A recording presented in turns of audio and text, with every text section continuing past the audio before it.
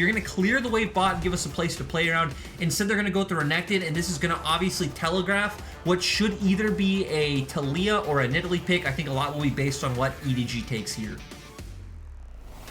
See, Renekton is the first pick here, and there's still plenty of AP junglers if you do want to combo at that. You, of course, have the Nidalee and the Talia available to you, and the Kaisa and Udyr, boom, boom, EDG giving Jiejie the hottest pick on the Rift right now. And this was expected, right? These are usually the picks you're trading on red and blue side. Someone will get Kaisa, and then if your team plays Udyr, you'll take that in response. They're going to go with this, and V5 actually practiced on this new Senna pick. This was something WeiWei was playing in 2020, so it makes sense. Again, telegraphs more for a topside-oriented play early on, but obviously now with its new build, with its changes, it is a massive carry threat after those two items.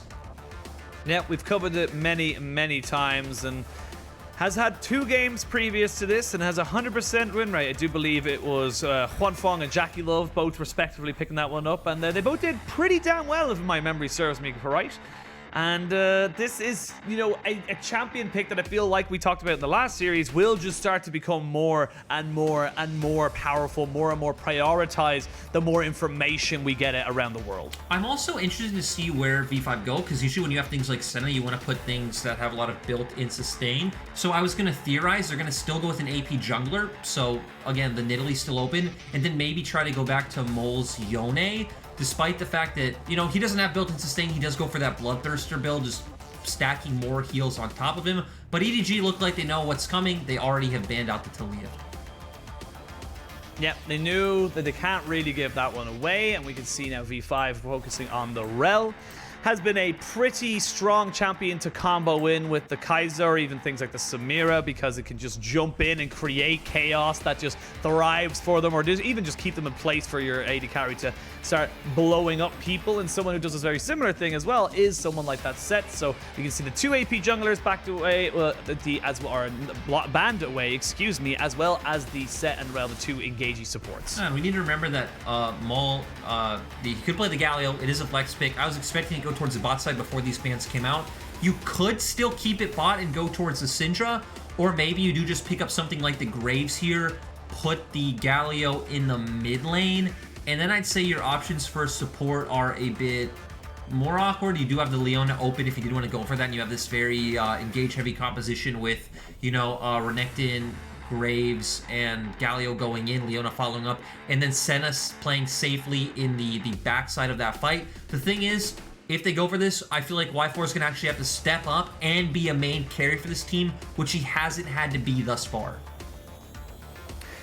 Yeah, it definitely feels like WeiWei is going to have to be the main damage dealer unless you go for something like the Nocturne. I'm always baited. See, I'm sadly a Nocturne fan. I'm not quite a VODS Nocturne fan, but I am a Nocturne fan. I do quite like the buffs he got. But no, we're not going to talk about it. We're going to talk about the Graves, the red herring of the thing. You can see there, very high pick rate, very high ban rate, but a very low win rate. I'm just saying, Penguin, Leona Graves.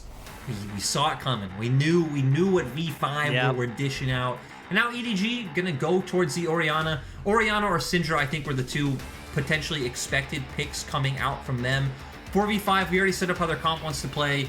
Again, right, very low range, very bruiser heavy. They want to run in Senna supporting from the backside of the fight.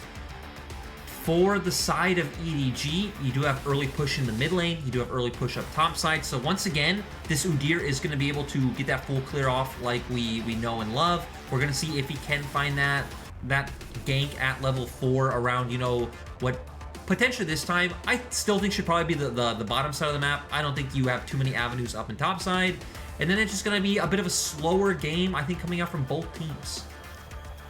Yeah, which is actually very, very interesting because Edward Gaming have the slowest average game time at 34 minutes and 22 seconds, whereas V5, 30 minutes and 33 seconds. Almost a 4-minute difference between these 2 teams. And I feel like if you're going to start leaning into a late game team comp or a late game team fight, it's gonna start favoring EDG. They live in this space. They know exactly what it's like to be around here around these times and have all those items stacking up. Definitely do. This is uncharted territory for the side of V5.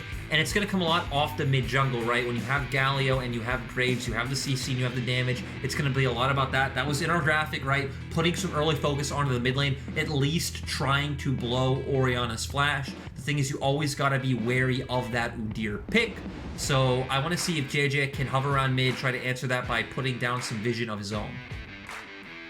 We'll see how both sides want to play out this game. Lots of global pressure from the side of V5, but a fantastic front-to-back team fight from EDG. Let's see how either of these sides are able to capitalize and execute on their compositions as we jump into the Rift for game 1 of this best of 3. And someone who's kind of gone under the radar, and we haven't really spoken that much about them as such, has been Meiko. Meiko has been around for what feels like an absolute eternity, and just feels like someone who, in such a star-studded lineup, has to just fall a little bit behind and kind of say, you know what, I'm the roadie who makes everything happen, but like I'm just as important. I agree, and I feel like Meiko is definitely not the same as when, you know, you think of EDG of old, like Depth and Meiko, and how they would step up and just completely crush people. Meiko's still good. Meiko still has some pop-off performances, but he definitely does take more of a step back than before. I don't think he's as active on the map as certain other supports, as like even towards like ppgod in summer of last year, where he was all over the map, or someone like Lumao. He's a bit more lane focused, which works with someone like Viper, who, you know, you can find a lot of these 2v2 kills in lane, but yeah, I think he's just kind of up there. He's an above average support in LPL, solidly does his job, has the experience necessary, pretty good in lane, pretty good in team fights, and that's what you can expect out of Meiko. Yeah, he has been a staple of EDG for such a very, very long time, has been seen many, many iterations, has seen many, many highs and lows. And for an organization like EDG, we've got a bit of time. We do apologize, ladies and gentlemen. There still seems to be a slight issue while getting into game, and we're just going to hopefully be able to jump in as soon as possible. So as soon as I get any kind of update, I will let you guys know as usual. But we got a little bit of time. We talk about EDG as an organization. There was a very real time in the LPL where it was just EDG RNG, or whatever version of RNG they were at the time. That hasn't really been a thing for quite a while now, and it feels like for the first time, EDG fans, and I don't want to say this because they always get very mad at me when I do, but it feels like you can let yourself get a little bit excited. I definitely agree, right? The thing is, one of the most important things for me about when you look at top LPL teams is just the level of individual player quality. It feels like this is a league that depends a lot on, in terms of like skill expression, how you play out your laning phases, and things along those lines. And that's what EDG has in spades, right? Scout has been a complete rock in this mid lane. Scout for years has been kind of in and out of top 3 to top 5 mid laner in the LPL. Flandre, like you said, has been pretty niche in the sense that he's been on LNG and Snake his whole career, but has people who follow the LPL hardcore know this guy's a top prospect. And then, I mean, just look at Viper's resume. Look at what Viper's been doing in LPL these past few weeks. They just don't have any holes in their gameplay this far. At least no big glaring holes, right? There's always small things you can improve on. You already hit on how they're one of the slowest teams. A lot of their wins aren't always the cleanest, but it's smaller issues to shore up, not any like big glaring ones. Yeah, there's no massive weakness when you look at it and say that's where you need to go. It just seems to be kind of small little things. Like we said, they don't really focus on the Rift Herald, which obviously lends to the fact that they are the slowest average game time in the league. Rift Herald is something that you use to accelerate the game. And they don't really kind of look for that kind of an avenue. And it is for EDG. I feel like they can keep going with this. Of course, they brought Clearlove back into the roster, quote unquote, but I feel like that might have been just to help out Jiejie. Maybe use him as almost like a personal scrim partner and say, look, you got to be better than me, and I'm usually top 10 in Korea most of the time, so, or at least in the Chinese servers as well. So like this is, I feel like a good litmus test, excuse me, to keep Jiejie on his toes, and it seems to be working for them. Looking at V5, it's been a roller coaster of a history for these guys, from best to worst to best. They seem to just yo-yo quite often, and it finally feels like they found a little bit of stability and a little bit of a franchise player in Mole. That's the thing, right? Is their core is very strong. I think Mole, again, is always, for me, in that conversation of being one of the better mid laners in LPL. I had him top 5 last split. WeiWei, again, top contender for jungler. ppgod for me was top 3 in summer. I don't think his form is great right now, but still it is a very solid core to play around. Now it's just about incorporating Langx into the roster, or whichever top laner, and finding a suitable AD carry who can step up and be a big carry threat on this team. Well, ladies and gentlemen, I do have an update, and I do apologize for the delay. We had a slight issue with the server that was selected for this game. League Ops have opted to redo picks and bans with the exact same picks, exact same bans, but just on the more optimal server. They are going through that right now. So again, ladies and gentlemen, I do apologize profusely. We, of course, will hopefully be onto the game as quick as possible. This is something I've always found it interesting. I don't think anyone wants the game to be delayed, especially not casters. So like, if we're delaying and we're talking about other things, we'd rather be in game. Just want to put that out there. You know, we're on your side with this, and it looks like we might be jumping into it finally. Yeah, and again, something interesting just to hit on once again as we're going into game and not expecting any level 1 shenanigans is that Senna has been buffed. I'm sure all of you know, because all of you watch League of Legends every day. Attack speed ratio buffed. Now gets more gold for her rates drops, higher chance of rates getting drops on non-killed rates, and your Q now procs Kraken Slayer. So again, very strong when you think about this new build of Kraken Slayer into Rage Blade and a Rapid Fire Cannon. You're also getting a lot of benefit out of Senna's passive, which gives you crit. Rapid Fire turns that into more AD, which just feels so good, especially with this ratio. The Ginsu as well. You're applying that, the Phantom hit from the Kraken Slayer. There's a lot of good benefit coming out of this new Senna build, and you're just dishing out a ton more DPS than ever before. Well, ladies and gentlemen, we are finally onto the rift for Game 1 of this best of 3 between V5 and EDG. EDG looking to continue their unbeaten record and get them to 6-0 atop of the standings, whereas V5 looking to bounce back and get themselves back into that playoff picture. Looking at the two teams fanning out, not really much shenanigans going to be happening here. I'm curious to see where Jiejie goes with this Udyr, how quick he can get things going for him. And he jumps in, just makes himself known. They know a ward has gone down, they know there is vision, and they know where they can and cannot go if they want to try and keep their cards close to their chest. And as we take a look at the runes, we do have Mole with the Predator. I'm not a huge fan of this on Galio. I feel like there's a lot of tough lane matchups where you can either opt for something like the Aftershock just to survive the laning phase, or if you want to be more of a utility team fighter, going for that unsealed spell book. Oh, Y4. Oh, this is disaster for Y4 and ppgod. They were caught out on that ward in the bush. You can see here, Y4 just taking down so low. Great double knock up by Meiko using the pulverize to its absolute fullest. But now you're already on the back foot and you cannot afford to go back this early on. No, this is going to be rough for them. EDG's bot lane gets complete control of the laning phase. Luckily, Senna does have that sustain, healing ppgod as well as himself. So could get there quite soon, but obviously having to expend mana as well to get there. Having no potion. There's honestly not much V5 can do to rectify this situation, and I want to see if WeiWei makes an early stop bot, because it does look like he was going for a full clear, but instead now just going to head towards that top side actually. They had stabilized, had to use a little bit of the pots and sustain they had, but it is very difficult to keep a Senna down. The poke is temporary, your sustain is forever, and you can just keep putting out those Qs. Just makes it so difficult for you to really lock her down. It kind of feels like with the Senna, you just have to kill her, and if you don't, she's going to sustain that up. You can see it there on the left-hand side, Y4 pretty much up to full. Ooh, though, ppgod getting traded out quite well, but hey, that's the one thing, right? You're talking about it's hard to just get off this consistent poke damage. It's about the all-in, but Alistar and Kaisa giving such a great all-in, especially once we hit that level 6 mark, could become a bit of a kill lane. But, you know, we talked a lot about Udyr, and here we are at 3 minutes. He's on his Krugs, about to finish up, and you would think that EDG should be able to get that topside scuttle with Gnar pushing out as well. And honestly, EDG might be able to get a double scuttle off this play if they can force WeiWei back. Well, we see now Scout going back, has no real mana here. Jiejie is here, a level ahead of WeiWei.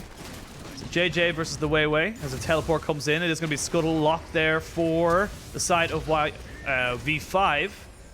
They will get the flash out of Jiejie. So this is the kind of the problem, I feel like, when you're kind of looking into those lanes. Yes, you're an Udyr. Yes, you can just jump in on top of them, but you are single target, or very heavily single target. And you can see here WeiWei just pushing Scout back, making sure that Mole can get that clear going, and then they can create pressure towards this bot side, which V5 are already starting to collapse upon. Yeah, V5 are here. Oh, he goes in, Penguin. Oh, here we go. They go in. They do not hit the Senna plate, but a 3-man knockup by Meiko just puts everybody up into the air, but you do not have the sustain. You do not have the damage to continue onto this. Viper forced to cleanse. He may be forced to flash if they're able to get one more auto attack down, but WeiWei backs away. 2 quick kills for V5, and this Udyr pick, he got greedy and he got punished. Yeah, really interesting from WeiWei, to where we saw him skip his Krug camp on his first rotation, go straight up towards topside so we can try and get the scuttle about the same time. And we saw that Scout's reset and TP wasn't timed with Jiejie wanting to go for this crap, so maybe they didn't expect this to happen. WeiWei gets that one, easily able to transition through bot. Viper and Meiko had already pushed in the wave, so they're already coming off. The bounce back is Langx. Oh, Flandre, we were just singing your praises in the pick and ban. He has to flash away from Langx, who's just feeling so aggressive and so comfortable being able to bully out this Gnar. And this is a contentious matchup that a lot of people have a lot of different opinions about. But I think right now Langx is saying, I can take the early game, and he gets the push. And we're going to get a replay of this skirmish. We do see a flash come out from ppgod. He goes in, Mole follows up. Really nice E as well to just lock down the Alistar. And then WeiWei providing all the burst. WeiWei has been having some pretty insane performances once again this split. Already having the Noon Quiver on top of a longsword, on top of 2 Ruby Crystals onto Jiejie. So he's going to be feeling quite well. So now again, to me, it's going to be a lot about comboing with the Galio and looking towards the spot lane. Both top laners have blown their flashes, so there is always an avenue for a gank there depending on the wave state, but with how we set up both Kaisa and Senna and how these compositions work, I feel like bottom lane is much more impactful to this game. Well, with the reset coming in from Viper, he goes back, gets himself a serrated Dirk. You can see ppgod and WeiWei now with the pressure as combined with mid lane. They are able to pick themselves the first Drake of the game. And this is the pace. This is what we talked about, the average game time. 30 minutes versus 34 minutes. V5, they are far more of a aggressive push and get those advantages as quick as you can, whereas EDG is slows, methodical, trying to make sure that they get everything right, cross your T's, dot your I's, and it looks like V5 don't want to let them have that space. Yeah, and one thing we can expect is whether V5 look to make a play on the bot side right now, I actually don't expect with how they built this wave. Like, V5 are the #1 team in terms of Rift Herald control. We're getting closer to that 8-minute mark, so we're going to see at some point in the next minute ppgod go up towards that top side, and V5 look to make that play. They also have the Renekton, so sure, he is getting pushed in against the Gnar, but he will always have some sort of all-in kill pressure, as we saw before.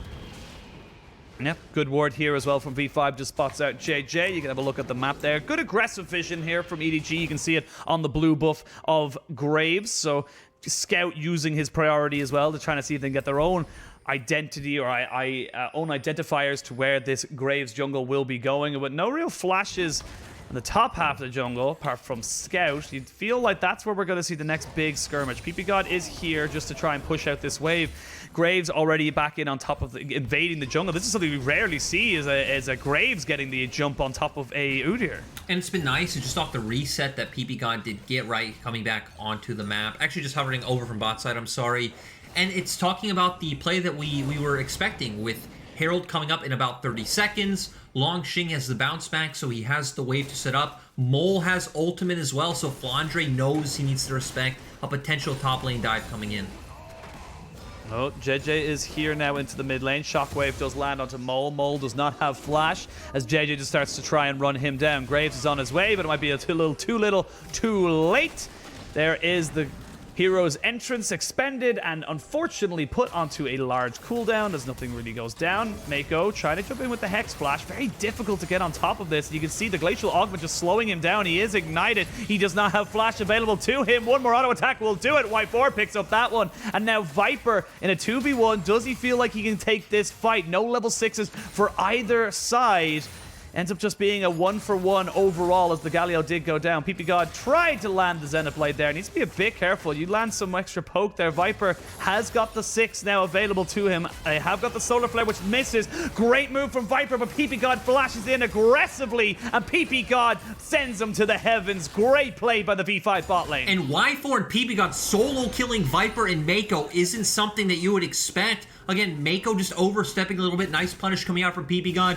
They had an EXP advantage. They hit 6. Gonna get the 2v2 kill, as well as WeiWei starting off this Herald. Right now, Jiejie is on the bottom half of the map, and it looks like they're just going to concede. Yeah, again, EDG, they care not for Rift Heralds, whereas V5 care a hell of a lot. And this is the kind of interesting, flip of the coin. Which is going to win out? The slow, methodical, well-thought-out version of EDG, or the high kind of intensity, high, fast-paced movements of V5? I'm so curious to see how this one will work out, because it actually feels like a lot closer. I honestly was thinking that this would be a bit of a stomp for EDG, but V5, they've come out swinging.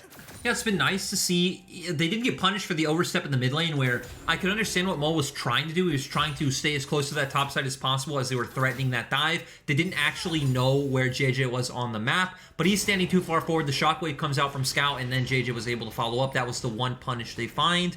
Now, once again, we're going to see Jiejie playing towards the spot side, the kind of tried and true playstyle that we've seen from EDG once again this split. Right, let's have a look at the map state right now. You can see EDG, they're focusing a lot of their vision, a lot of their pressure towards this bot side. They've now realized that Viper and Meiko losing the 2v2 and a straight 2 for nothing is not exactly ideal coming later on into this game. But you also have to be aware that V5 have got the Rift Herald. Looks like WeiWei maybe wants to go for something here in the mid lane. The taunt will not land, but they do get the flash and the shockwave out of Scout. Flash in there from Jiejie, and that's a flash bear slap to send the Galio back to the gray screen. Nicely done there by EDG. Yeah, great job. V5 do get the flash out from the side of Scout, but Jiejie is there to follow up. Mole was already low. Gets locked down by the shockwave, then comboed with the stun coming out from Udyr, and V5 not able to do anything on that front. At this point, EDG's 2v2 just does have a lot more damage. 4v5, they would need to be able to lock Scout down immediately and pretty much just insta-burst him out, but nice fancy footwork coming out from him. And this goes to what we said about EDG, that Scout is a rock in the mid lane. It's very hard to put resources against him as an enemy team, and EDG don't really need to reliably put too many resources onto him for their own team because they know he's going to do well. He's honestly smashing Mole in this mid lane, and it's going to be one of the areas of the map that EDG need to keep relying on if they want to get back into this game, though they're only about 400 gold behind. Yeah, the gold has been very even. Honestly, it feels like it's all in that mid lane. You can see 2 deaths for the Galio versus 1-0-1 for the Orianna, and a 30-ish CS lead for the Orianna Scout. Like we said, he's been playing these control mages. He is able to keep himself safe and pretty easily kind of, kite it back and gain his own little small advantages. Jiejie on this Udyr will have to try and find some way of stopping these objective stackings. That's 3 in a row. That's double Drake into a Herald, and the next Herald should be spawning in the next few minutes. And we do see him kind of posturing around the mid lane. It does look like V5 are pushing forward. Yeah, their wave will go in, so they should back off this one and potentially look for a reset as they're doing. We also see the Immortal Shield Bow coming out from WeiWei. I do like this build. You're against an Udyr, you're against an Alistar, a Kaisa, all of these champions signaling they are going to run into. You are going to get into close range. It's going to be very brawly and skirmish heavy. You're not necessarily looking for that Gale Force to just assassinate one of the units on the back line. Also could remember that Gale Force also did get nerfed this patch from 60-second cooldown to a 90-second, so it is something that you do feel a little bit. Yeah, it is something that makes the skill expression, which we always like to talk about, not as easily done or as consistently done, as we can see the Rift Herald being dropped into mid lane. Called it. The LPL teams love just to drop it in mid lane. They don't really have any more of an answer to it, and they don't really want to try and chuck it into the side waves, but they will share that gold, so 320 gold divided equally between Mole and WeiWei, so 160 each. And that should equal out about a 400-500 gold lead for V5. Now, first items coming in, the Chem Tank, Turbo Chem Tank for the Udyr. He's going to be able to run into these team fights. You can see now with Jiejie and Meiko, they're trying to establish vision around this bot side, see if they can go for some kind of an engage while also stealing as many camps as possible. Yeah, Meiko still hovering around. WeiWei not where he needs to be.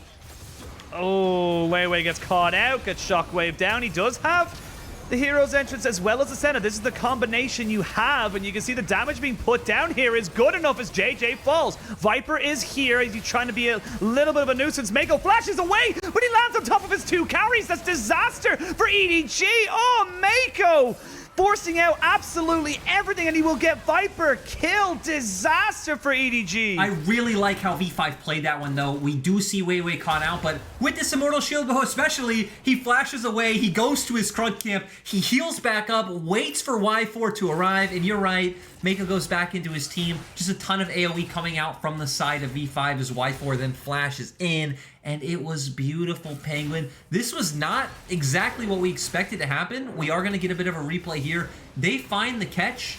He does have the Galio to back him up, though you also have the Dawning Shadows from the Senna. Is able to get away with that flash. WeiWei off our screens is healing up as Mole and ppgod are putting out all the damage necessary. Y4 is here, throws down the root, and Meiko locks down his whole team, allowing for the rest of the members of V5 to clean this one up. That is an instant head in the hands moment from Meiko of like, I didn't see it, I didn't realize it was on me, and that is unfortunate and does give a lot more gold into the pockets of V5 as they, it honestly, like you said, it looked like it was WeiWei just getting straight up caught out, but with the extra magic resistant shields you get from the hero's entrance as well as the Dawning Shadows, becomes very difficult for them to actually just 100% bring him down. He's now 2-0-3. They've got themselves a 2-0-5 Senna. Senna's been a part of 100% of the kills right now, and Y4, we questioned whether or not at the start of this game he could be the carry for his team. He can definitely, you know, set himself up to be utilizing himself and WeiWei to be the carries. Yeah, this is a good thing about this champion coming back into the meta because it was one of the ones Y4 played. And again, not many LPL AD carries played Senna when NA and EU were playing it so much. We do see a trade going on our screens, though, where V5 actually runs who made the rotation to send their bot lane top. They want to go for a Herald, probably into mid lane play. They should be able to send WeiWei up towards top side too to potentially try to take that one down, but I feel like 4v5 they just ended up giving EDG breathing room that they didn't necessarily need to. They probably could have played out standard lanes, still gotten the Rift Herald because, like you highlighted, Graves is so strong, Senna is so strong. And you could probably just send WeiWei to take that. You have Dawning Shadows to support him. Mole can hover over. Langx is also pretty strong at this point right now, and then play more towards your bottom lane. But, you know, Penguin, what do? Sometimes we do lane allocations that give the other team breathing room. That happens.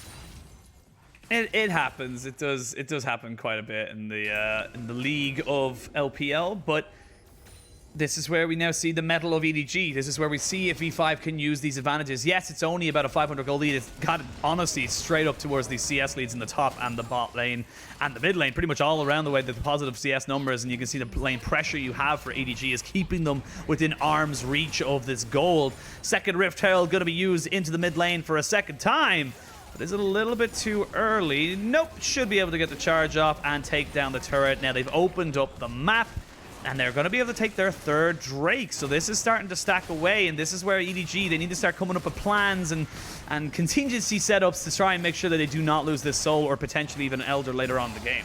Yeah, for EDG, you still have an avenue and side lanes to play around as we do see Flandre bullying out in this matchup. The things you need to watch out for, obviously the double global coming out from V5. They always can instantly join up in that fight, but Flandre having a lot of safety right now, obviously has the range advantage, has the E, and then also did go for the Stride Breaker, so he's going to get the movement speed off both his Mythic passive as well as when he does just deal damage in general, so he should be able to kite out the Renekton. Oh.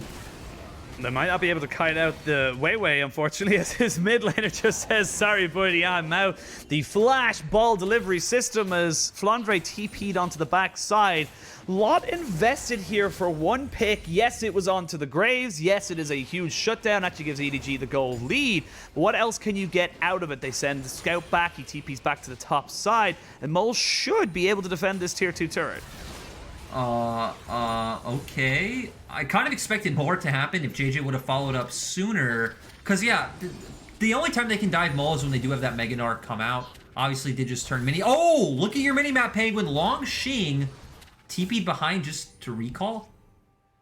No, he's trying to see if he can catch someone out on the rotation. They know that Flandre might be a little bit... Oh, Jiejie just went back as well. They're trying to see if they can find him here. Flandre...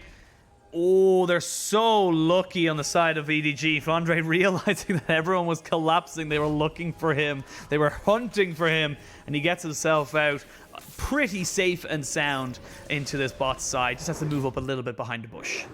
Yeah, we're going to get a replay of the last play. So V5, we're going for the turret bot side to trade for the towers that EDG had taken earlier. Mole knows he needs to get out of there. They can't win. They spotted out the TP. But another interesting thing that we saw is that Mole is actually going for the Night Harvester, which is not something we see on Galio at all. You pretty much only see the Hextech Rocket Bell be the thing to come out. Obviously, Night Harvester does give you a bit more upfront burst, and it does stack per champion hit, so theoretically you could get better instant bursts on numerous champions, but I would still think the Rocket Belt would serve you better as a primary engage tool. Of course, we know Rocket Belt did get a bit nerfed, but yeah, interesting deviations coming out from Mole. Yeah, it feels like it's just kind of giving them a little bit more option. Of course, when you do land that extra bit of damage, it does give you a extra little bit of move speed onto new champions. So you get it kind of just sets you up a little bit and gives you 5 ability haste onto everything else that you build. So it's a curious setup here. I'm curious to see how it will fully form itself into this game, but with 2 minutes until this dragon spawns, that will be Cloud Soul. This is kind of the big thing, I feel, for the side of V5. You get the Cloud Soul here for the Dawning Shadow and the Hero's Entrance. That's actually a huge deal because it means you can be a bit more frivolous with your ultimate cooldowns and not have to worry about them, you know, kind of coming back to bite you. Yeah, it'll definitely help, but I still feel like it's not going to be the game changer, right? If V5 are going to win these team fights, it's still going to have to be off the back of Y4's positioning. And one of the nice things about EDG's comp goes back to some of our early sets where we're saying, hey, 2-threat versus 1-threat composition. We're kind of in the same boat where, sure, Graves is going to be a pretty big damage dealer as well, but not as big as a Kaisa and Orianna on the opposite side. Oh, WeiWei is WeiWei caught out. We can see there is the Hero's Entrance, just going to be used to knock up one.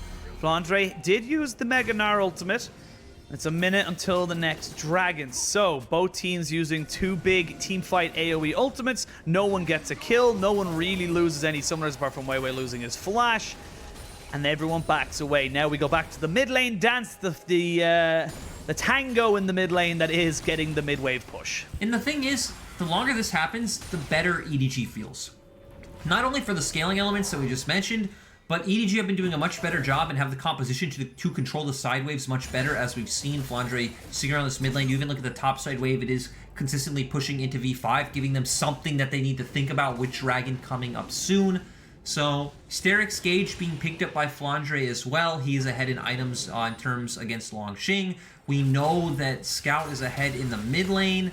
And I don't know if we're at a point where V5 can really win a fight. V5 need to find instant burst onto the likes of Viper or Scout. Maybe if Jiejie runs too far forward, you can pick him up before a fight starts, but that's it. Oh, great Justice Punch to keep Mole alive. He is still waiting for his Hero's Entrance to come back up.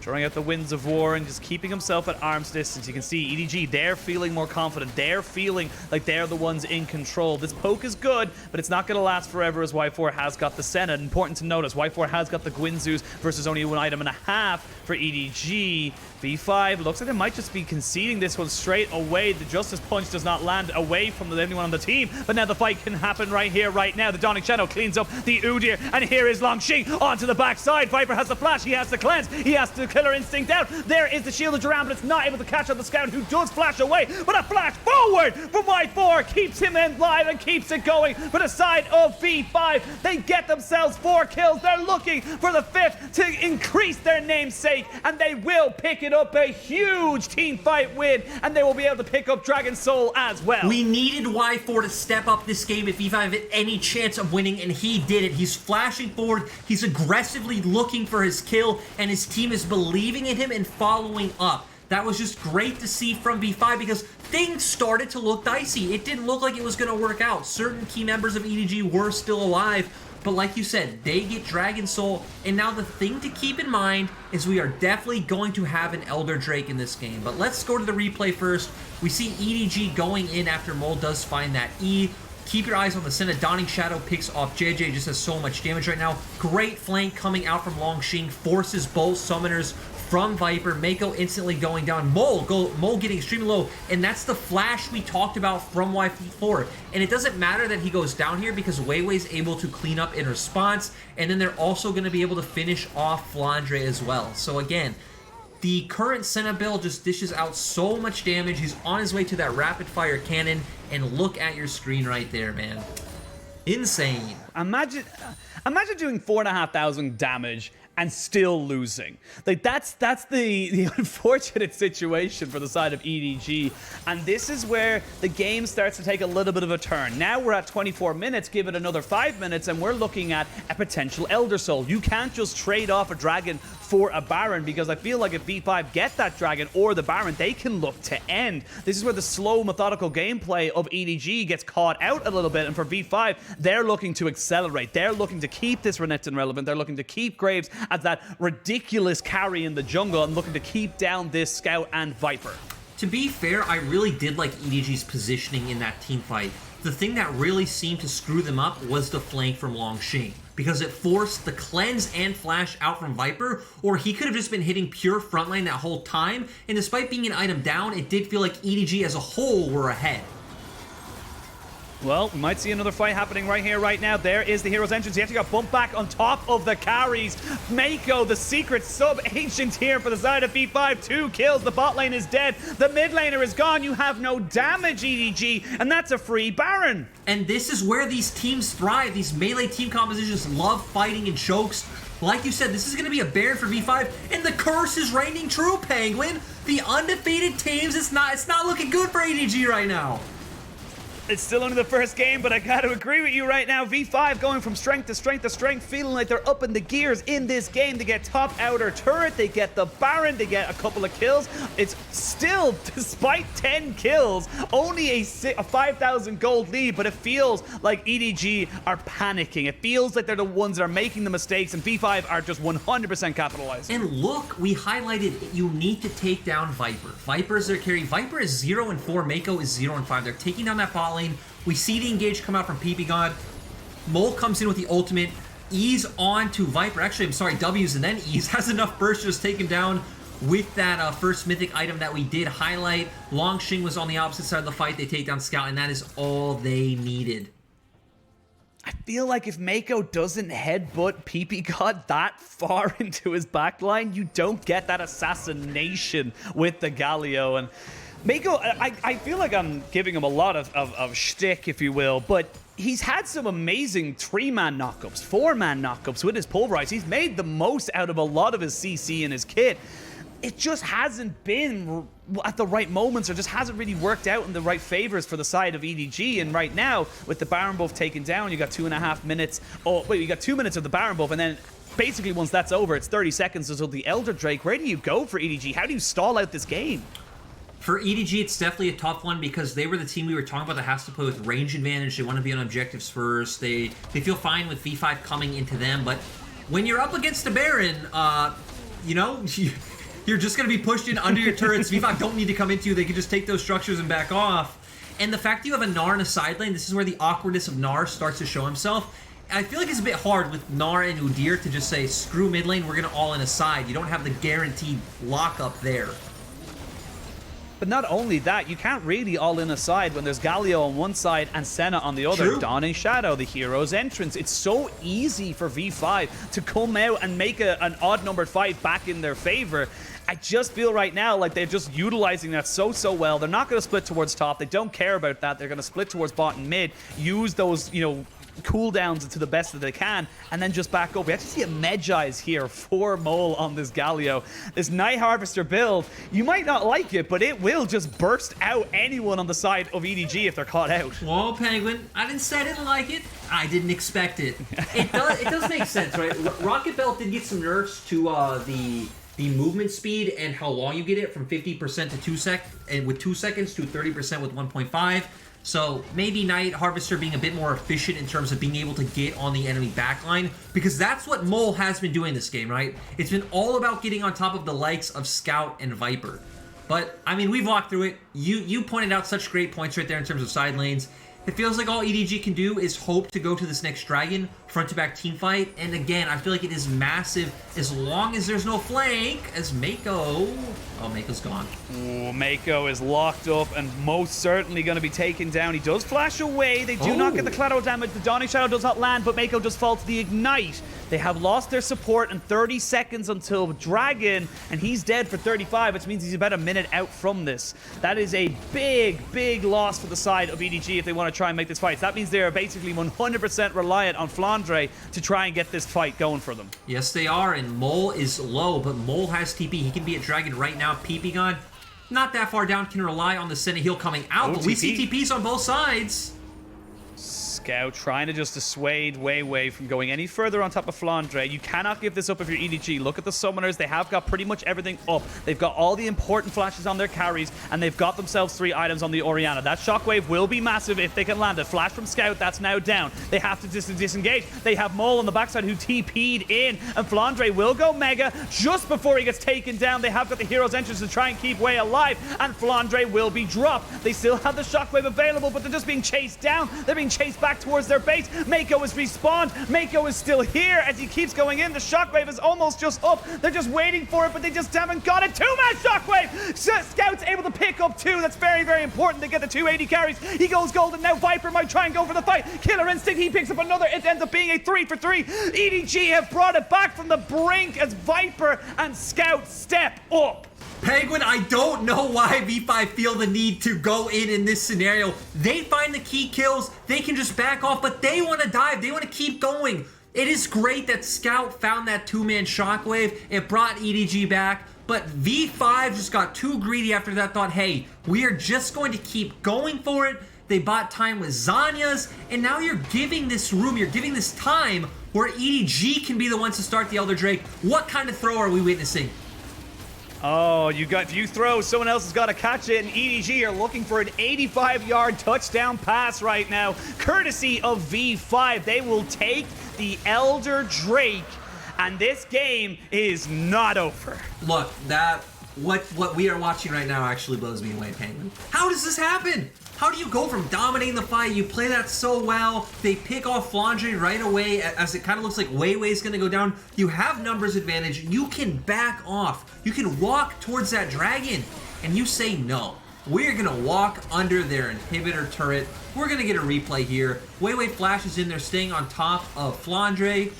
The other members of V5 are already wrapping around. Galio follows up, and look, Flandre's dead. You have numbers advantage. You keep going in, you can get them low. Even as far as here, you can back off, you can look for that Dragon. You can kill Meiko first, then look for the Dragon, but they are going to keep going. Watch Scout Shockwave. Bam, really nice onto 2 people. And then after that, they decide to dive him further. Yeah, and with the Elder Drake Baron just spawning, this is going to be EDG's. I feel like you can't fight this right now if you're V5. You have to wait until this Elder Drake buff is down. They will take the Baron. The best thing that V5 can do is exactly what they're doing, and they're trying to get their side waves in order, trying to make sure they don't lose as much as they possibly can. Oh, this game is only a 2,000 gold lead for V5, but the longer this one goes on, the more it feels like EDG are going to be favored. I mean, at this point in time, EDG are favored to win this game. I think with kind of the state of the game, with how it's been working out. Actually, I'm gonna walk that back a little bit because I forgot how busted new Senna is. If Y4 performs the way he's been performing, V5 can still win this game. If we get what we expect out of Y4, I think EDG can take this one. But like you said, they gotta buy time. EDG are gonna get some gold back. They have about 50 more seconds with this Elder Drake where V5 aren't gonna run into them. They're gonna give up whatever EDG posture to take. After that is where we're probably going to see V5 just kind of hope for the best, pull the trigger. They do have Jiejie on Y4 despite him not having flash, but almost every flash down on the side of V5. 30 seconds left on the Elder Drake. No flash on either of the AD carries on either side. You can see Jiejie with his flash pushing in aggressively. They will break open the mid lane inhibitor. Now, with 2 minutes basically left onto this Baron buff, you can transition this very smoothly to the top side. Yes, you have to give up these buffs, but how much are you willing to give up, V5? You have to decide when you want to fight. Yeah, I think V5 need to look for this one. They're going for it. Solar Flare lands down on top of the backside, but a great 3-man knockback into the wall means Galio has fallen. Your assassin onto the backside is no longer there. Meiko just trying to play keep away from his laners as they are going to get the GA out of the Renekton. Jiejie now very, very low, backing himself away. We can see Langx trying to go in with the Cull the Meek, but just not able to get any purchase there. They will keep moving forward. They have to get Y4. It has to be him. Yeah, and V5, it feels like it's too late, though. I feel like EDG can just keep pushing. They don't have enough of a front line now to contest. They don't have a front line, and they don't have great wave clear as well. Yes, you got very good single target, but your wave clear is not very good on the side of V5. They're just trying to delay 30 seconds until you have Mole back onto the map. They still have Baron for another minute. They've got super minions in the mid lane. They're pushing onto Nexus turrets. WeiWei trying to see if he can get any kind of damage down. Nexus turret number 1 does fall. Jiejie runs in, runs out, trying to keep this Baron buff going. Shockwave does not land. Flandre, though, just jump back in straight away and get himself set up and ready to go. Here's Mole, though. Have they given enough time for the assassin in the mid lane to get going? I don't think they have. I don't think Mole has the damage, and I think EDG will be able to take this game 1. Oh my damn. That was absolutely heartbreaking, Penguin. That game was 100% V5's one overstep punished and EDG taken away. Before the game, we said, how do you beat EDG? I guess it's impossible if you can't even win with the kind of lead that V5 had this game. This was V5's game to lose. And props to EDG. They played what they had to do. And this is why it's so difficult to say this is how you beat EDG. Because they did everything. They focused bot. They won the 2v2. They were able to keep Scout. Yes, he was farming up very well, but they were able to keep him within a bubble of mid lane. They took the Rift Heralds, and it still wasn't enough. One mistake was enough to send this game all the way back into EDG's court. Such a fantastic turnaround from them. Yeah, I'm gonna turn to the negative side a little bit and say V5 did such a great job of dominating V5 this game, though, Penguin. They did a great job, you know. We saw that they were winning. They got the 2 picks. They killed Flandre. They killed Meiko. And then they just overpushed. Yep. I feel like even going forward to the Orianna, Shockwave is 100% fine, right? No one died. Maybe one person goes down after that. But after that, back off. But then you're choosing to dive in Orianna, who has Zhonya's under her turret. Kaisa's still alive. The Udyr was still alive. And they just keep going. And they give so many members, they lose Elder. It wasn't worth it. And it's disappointing because that was such a nice early game coming out from V5. Especially, I think, WeiWei and Y4 playing nicely. Remember, Y4 and ppgod solo killed Viper and Meiko. When are you going to hear that Y4 2v2 killed Viper? You're not going to hear that all too often, but still with a Senna. Yeah. Honestly, I feel like this is the kind of game that can be detrimental to your mental if you're on V5. That was, again, like we said, that was your game to lose. Look at that. Oh my God, they went skydiving. Who's tweeting they this? They were on the top of the mountain. Who's tweeting this one, Penguin? Someone tweeted. someone, I don't know, man. Like, this was there. They just plummeted through the ground and into Elo hell as EDG just rose up and took the win from their cold, dead hands. Hey. It was... One person we need to highlight, though, he's probably going to be MVP, let's be honest, is Scout. Because it felt like Scout was the 100%. one, like even ignoring this damage graph, which is impressive, Scout was the one time and time again pulling them back. We saw V5 numerous times trying to gank him in mid, and impossible. It was impossible to find those 2v2 kills. They did get the pressure, which was very important for V5, but they still weren't able to take him down. And then in those team fights, man, he was the one bringing it back every single time. Clement Chu said it himself. He said he feels like this might be Scout's best split in his eyes. And, you know, it could be. Could very well be. It is becoming so difficult to not talk positively about EDG. Even in the games where they should lose, they somehow come out with a win. And it just feels very disheartening, if you will, from the side of V5. But I want to see them do the same. Like that was fine right up until that just before Elder Drake fight where they overextended. I feel like it's like the classic Scar quote. They were winning until they lost, you know, like the famous Scara quote from many years ago. And I want to see them try and do it again. We'll have to wait and see if they go in with the same kind of attitude, same kind of game plan to try and knock down EDG. Ladies and gentlemen, we are going to jump into a break, but do not go away. We will have the second game of this best of 3 right after this.